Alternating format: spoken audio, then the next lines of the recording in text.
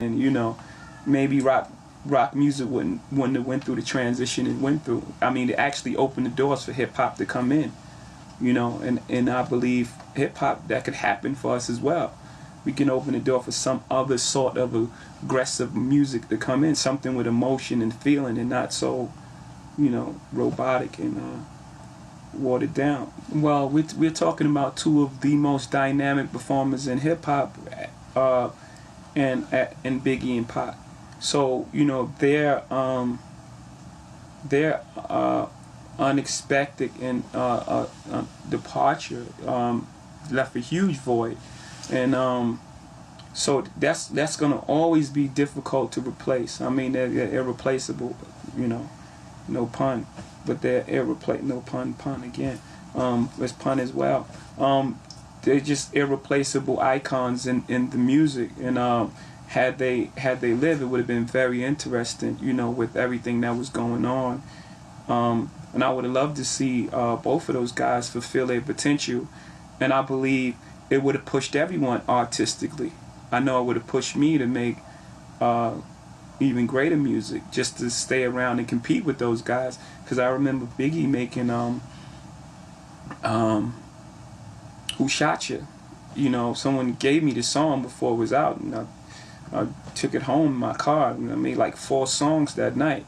So, just the push, and it would have been both ways. I remember playing, the last record I ever played for Biggie was Streets Is Watching. And I remember he just saying, play it again, son. And I had to play it for him 20 times. I played it for him so many times I gave it to him. This is a song that was a demo. It was the first record I made for Volume 1. And this was right before he passed away. And he played it so many times, I said, man, just keep it. I just gave him the record. And when he first started making Life After Death, he gave me like 4 records. So we were just exchanging records and, really just pushing each other creatively. And that was just a close relationship. But I'm talking about for hip-hop on the whole, that would have happened. Every time Pac would have released a record, that would have made Big want to make a better record, and vice versa, which would have, went down to me and Nas, which went down to, and it would have been very difficult for a lot of watered down material to get in the game. My definition of what it takes to be the greatest rapper is someone who can take real emotions, add the technicality of double and triple entendres and clever phrasing, have incredible syncopation and different rhythms and different ways to move around the track, have consistency, have range. You could talk about, pretty much anything. That's pretty much it. And that's very difficult to have all those type of things. Some people are great technically, and then some people are great at conveying a real emotion. I mean, because if you technically, you have the whole English language at your disposal. Not to say it's a little easier.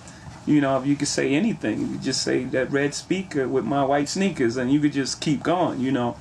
But to have a stream of conscious thought based on a real situation, now you're starting to narrow the page, right? If you got the whole dictionary, the page is this big, it could write anything, and you're starting to narrow into a topic that's real, and you have to stick to that topic. You can't just throw anything in it, and then you write in double entendres, and then you have the syncopation and this, and some new type of flow, and then you're doing it for 20 years, 15 years, or whatever, and it's like you have to consider that to be the qualifications of the greatest rapper. I think they're great rappers, and I think they're a lot of people who've done amazing things, but if we're talking about the greatest, then we have to put everything into that equation, right? We're putting verses and intros and catalog, and if we put in catalog, it's going to be very difficult for anybody to match the catalog that I've done.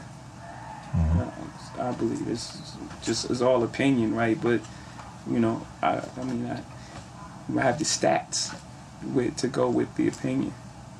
Well, rap and music in general is always gonna be number one because that's the thing that opened up the door for all those things. You know, that